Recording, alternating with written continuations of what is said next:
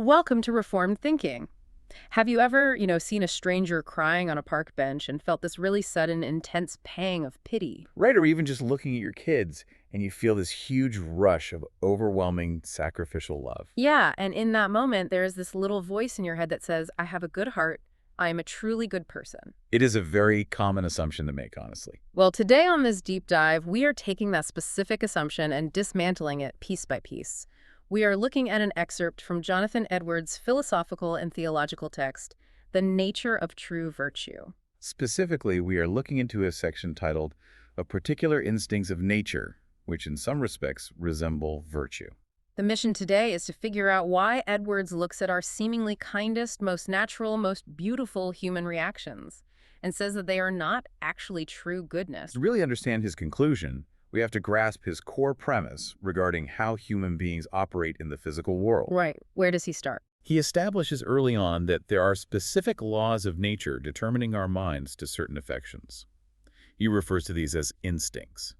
So he's looking at human behavior from almost an engineering perspective. Spot on. The critical thing to grasp right away is the engineering behind them.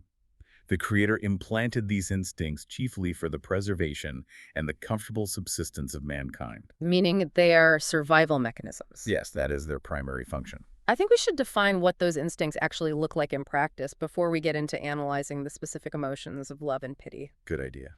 Edwards categorizes human natural inclinations into a very specific framework.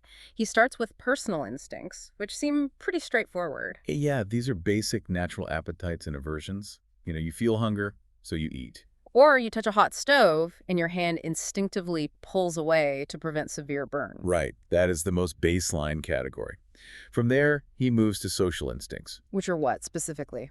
Mainly the mutual inclinations between the sexes, which ensure the physical continuation of the species. Makes sense. What's the next category? Then he identifies sensitive instincts. These relate closely to the personal ones, but deal with physical needs and comforts. Like the enjoyment of meat and drink and the physically driven aspects of human relationships. Yes, the basic comforts. But the fourth category is really the arena where Edwards' entire argument takes place. He calls these the internal or mental instincts. Right, and those mental affections are the ones mankind naturally exercises toward fellow creatures. This is the realm of feeling affection for your neighbor or feeling distress when someone is hurt. Or feeling bonded to your relatives, and Edwards makes a very sharp distinction here. He notes, some of these instincts have an angry appearance. Like jealousy. Yeah, jealousy. We look at jealousy, particularly between the sexes, and we easily recognize it as a raw, self-preserving instinct. We never confuse jealousy with virtue. Absolutely. But the other side of that coin contains what he calls the kind affections. Because these possess the appearance of benevolence, they mimic the texture of true goodness. And that mimicry creates a massive trap for human self-evaluation. We assign moral weight to a mechanism of nature. We confuse the hardware for a moral choice. Yeah. I mean, if you have an instinct telling you to drink water when you are thirsty, you do not assume drinking the water makes you a saint. You recognize you are simply thirsty. Right. It's just biology. But when you have a mental instinct that tells you to care for a sick friend, you kind of pat yourself on the back and assume you possess inherent moral purity. Edwards is pointing out that both are just mechanical responses designed to keep human beings alive. Yes, they are functionally the same thing. Think about this concept like a smartphone. When you buy a brand new phone, it comes with a pre-installed operating system. Right, iOS or Android. The manufacturer put it there so the device would actually function in the real world. If the phone's battery gets dangerously low, the screen automatically dims to save power. It does it on its own. Yeah, that dimming screen is a built-in preservation tactic. It happens automatically. When we experience these kind affections, these waves of natural pity or familial love, Edwards is making the case that we are witnessing the factory-installed operating system kicking in. It is a pre-installed program designed to keep the human race functioning and prevent us from destroying ourselves. Rather than a conscious, moral choice made by the user to be truly good. The smartphone analogy captures the mechanics really well. The operating system is designed by the creator for a specific, practical function: preservation. A functioning operating system is wonderful and necessary, but it is not the definition of true goodness. Right. It's just fulfilling its baseline programming. Well, if being nice to a neighbor and loving family members is just the factory operating system doing its job, what is the actual standard of true goodness? What is Edwards measuring humanity against? Edwards defines true virtue as general benevolence, or a union of heart to being simply considered. That is a massive, sweeping philosophical concept. It is. True virtue requires a supreme regard for God and a benevolent love toward universal existence as a whole. So it is an alignment with the entirety of reality. Yes, prioritizing the highest good, which is God above all else. Let's break down being simply considered. That is a pretty dense phrase. How do you read it? I interpret that to mean valuing existence itself, starting with the highest and most infinite existence, God, and then cascading down to all creation. That is a very accurate reading. So if my affection is narrowly focused, if I only care about my little slice of the pie, my comfort, my family, my town, and I am disconnected from a supreme love for the creator and universal existence, my affection falls totally short of the standard. It lacks the fundamental nature of true virtue. No matter how helpful that localized affection is to society, it's lacking. Even if it brings a lot of comfort to your immediate circle. Even then, if it does not flow from that supreme regard for universal being, it is something else entirely. It is instinct doing the heavy lifting. Well, if true virtue demands a universal supreme regard for all being, that creates a major collision with the most universally praised human trait in existence. Which is parental love. Yeah. Society builds its entire moral framework on the family unit. We look at a mother's sacrifice for her baby, or a father working 3 jobs to feed his kids, and we say that is the pinnacle of human goodness. But Edwards argues this natural affection, the love parents have for their children, stems from 2 sources simultaneously. What are they? A natural instinct for preservation and self-love. I have to push back on that idea on behalf of the listener. Are we really saying a parent staying up all night with a sick toddler, giving up their own sleep and physical health, is acting out of self-love? It sounds counterintuitive. It sounds entirely selfish. Are you saying a mother's sacrifice has 0 moral value? How does Edwards justify tearing down the virtue of the family unit like that? We have to separate the concept of moral value from biological necessity. Edwards is not saying the parent's sacrifice is a bad thing. He agrees it is a necessary, beautiful provision for human survival, right? Yes. But he is asking a very precise question. Is this action true virtue? He provides a mathematical logic to prove it is not. Mathematical? How so? If your benevolence extends only to a particular person or a private system, in this case your immediate family, it cannot be true virtue. True virtue requires an alignment with universal existence. And a family is an infinitely small fraction of universal existence. That is the mathematical reality. Edwards uses the historical example of the Roman Empire to illustrate this. Okay, lay that out for us. You could be a citizen completely devoted to Rome, willing to die for the empire, showing immense benevolence to millions of fellow citizens. You might even sacrifice your own life to save a Roman legion. Which everyone in Rome would call the highest virtue. But compared to the vastness of universal existence and the infinite nature of the Creator, the Roman Empire is just a private system. It bears 0 mathematical proportion to the great and universal system of all reality. So your benevolence is still boxed into a tiny, localized sphere. Precisely. Limited private benevolence, no matter how intense, is fundamentally different from general benevolence. I can understand the logic, but the practical fallout of that is huge. The fallout is what Edwards wants us to see. Because a private affection does not arise from general benevolence, it actually tends to produce the very opposite effect. How does it produce the opposite? If a private affection is unsubordinate, meaning it is not placed below the supreme love of God and universal being, it tends to produce opposition to being in general. Think about a massive corporation. You have an executive who runs the marketing department. Okay. She is fiercely loyal to her team. She fights tooth and nail to get them the best salaries. She secures the biggest budget. She defends them in every meeting. Inside that specific department, she is seen as incredibly benevolent. She is a hero to her private system. Right. But her loyalty is entirely localized. Yeah. And she is so focused on her private system that she actively sabotages the other departments. She steals budget from research and development. I see where you're going. She hoards the best talent and refuses to let them transfer to divisions that desperately need them. She ignores the fact that the company as a whole is going bankrupt because she is only optimizing for her floor of the building. Her local loyalty is fierce, but the global impact on the entire company is destructive. That visualization illustrates the danger of unsubordinate affection perfectly. It really does. The executive's affection for her team is disconnected from the general well-being of the company. In the same way, human beings elevate their private systems, their family, their nation, their tribe. And when that private affection is the highest ruling principle, it easily justifies terrible actions toward anyone outside that system. Right. Wars are fought, resources are hoarded, injustices are ignored, all in the name of loving our private system. The Roman citizen loves Rome, so he feels completely justified in slaughtering the Carthaginians. The localized affection does not arise from a virtuous principle, and therefore has no tendency to produce true virtue as its effect.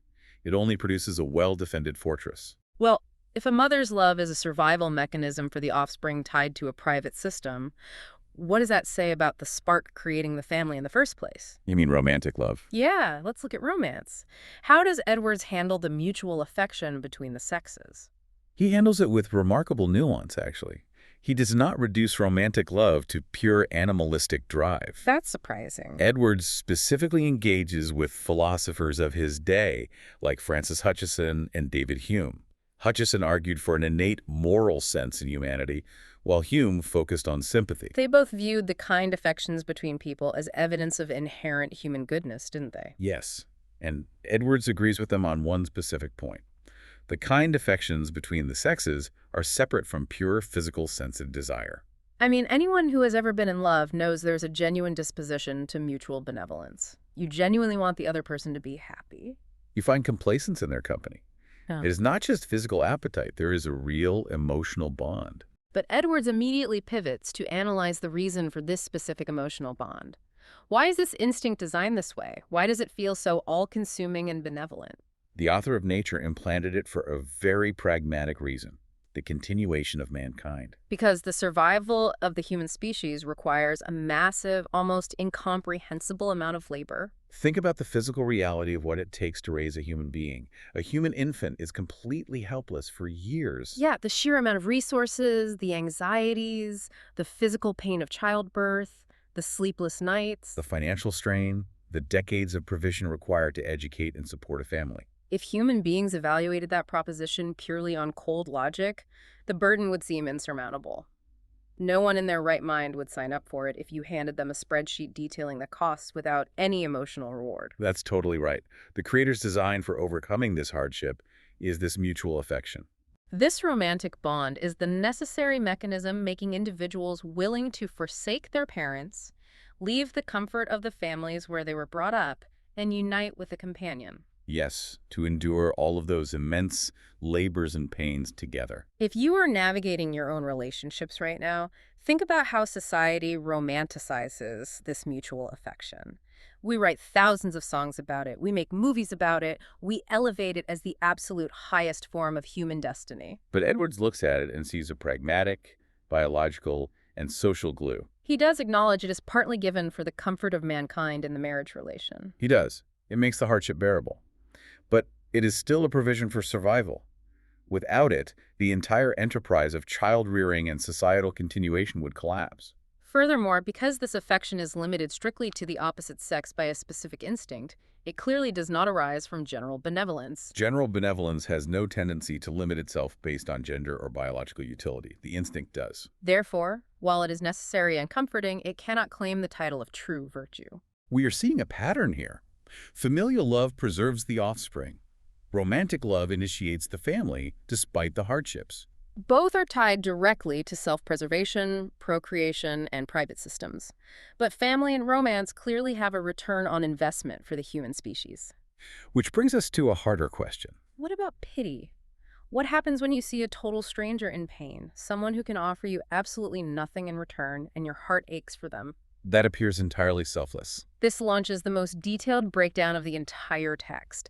Let's dissect the mechanics of pity. Edwards defines natural pity very precisely. He calls it an uneasiness upon the sight of others' extreme distress. He fully acknowledges this reaction is natural to mankind, right? He does. But he argues this uneasiness is completely distinct from a truly virtuous, divine benevolence. He provides 3 proofs to show pity is an automatic mechanical reaction, not a sign of pure goodness. Let's look at proof 1, the death test.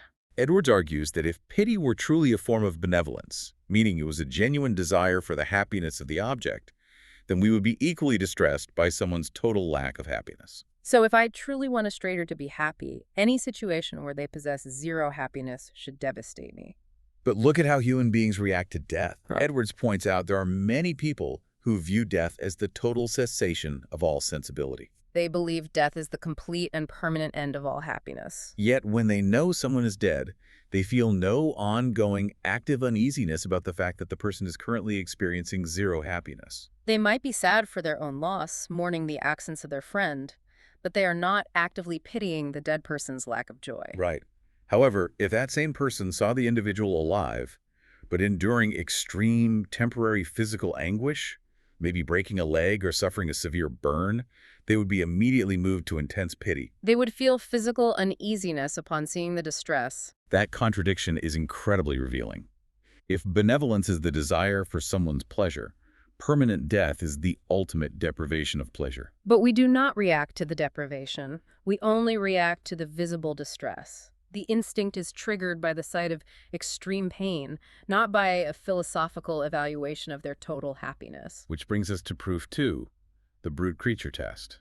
People will see an animal like a dog or a horse in visible torment, caught in a trap, or suffering an injury, and they will feel an overwhelming wave of pity. They will be moved to act, to intervene, to stop the suffering. But those same people feel absolutely zero uneasiness knowing that thousands upon thousands of animals simply cease to exist every single day. They are completely indifferent to the positive pleasure of those creatures.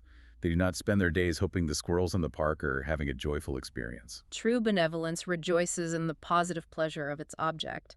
Pity does not care about the pleasure. It only reacts to the extreme visible pain. You can greatly pity something while being entirely indifferent to its actual joy. It is the difference between genuinely wanting a creature to thrive versus wanting the terrible noise of its suffering to stop so your own uneasiness goes away. But Edwards saves the most complex psychological scenario for proof 3, the enemy test. He argues that pity can exist simultaneously with true malevolence. How can you pity someone you actively hate? That sounds contradictory. Edwards asks us to imagine a person who holds genuine ill will toward an enemy. They actively desire calamity to fall upon this person. They want them to fail. They want them to suffer a certain degree of misery as payback for a perceived wrong. Yeah, we have all felt that level of spite. You want the person who wronged you to get a taste of their own medicine. You want them to lose their job or face public humiliation. But human hatred is finite. It has a limit. Suppose that enemy suddenly falls into a degree of misery, vastly exceeding your ill will. You wanted them to lose their job, but instead you see them get trapped in a burning building, screaming in exquisite physical torment. In that moment, the natural instinct of pity overrides the hatred. The malevolence does not overcome the natural instinct once the misery passes a certain threshold. You find yourself pitying the very person you actively hate. Even if you hold a grudge so deep that you would be glad if they died peacefully in their sleep, seeing them in disproportionate agony triggers the pity response. 100%. Think about this like a safety valve on a heavy-duty pressure cooker. You are cooking something, and you want the heat turned up high to boil the contents. That heat represents the malevolence. You want the situation to boil. But the machine is manufactured with a built-in mechanical limit. When the internal pressure gets dangerously high, threatening to blow the entire kitchen apart, the safety valve automatically pops open and releases the steam. That release of steam is pity. The valve releasing the steam does not mean you want the contents to cool down entirely. It does not mean you have suddenly decided you love what is inside the pot. It simply means the mechanical limit was reached and the instinct triggered to prevent a total explosion. The pity is the safety valve the Creator installed to prevent human hatred from resulting in absolute, unchecked annihilation of the species. It proves pity is not benevolence. Your heart is still void of true goodness toward that person, yet you are completely capable of pitying them. The dismantling of pity is incredibly thorough. It forces us to ask a larger question. Which is? If this is an automatic biological safety valve, rather than true goodness, why was this specific valve installed in us and not others? What do you mean by others? Well, if pure benevolence were the actual source of our feelings, our emotional reactions would be symmetrical. Why don't we have a parallel instinct making us physically, uncontrollably joyful when we see a total stranger succeed? That's your point. Why doesn't the sight of someone... Edwards answers this by looking at the necessity of relief. Extreme calamity, without intervention, tends toward destruction. If someone is bleeding out on the street, they need the immediate help of others to survive. Because survival is the goal of these instincts, God provided pity as a merciful provision. It compels us to act before the person is destroyed. But we do not stand in equal necessity of congratulation in order to survive. If a stranger finds a gold mine and becomes instantly wealthy, their survival is not dependent on you feeling joy for them.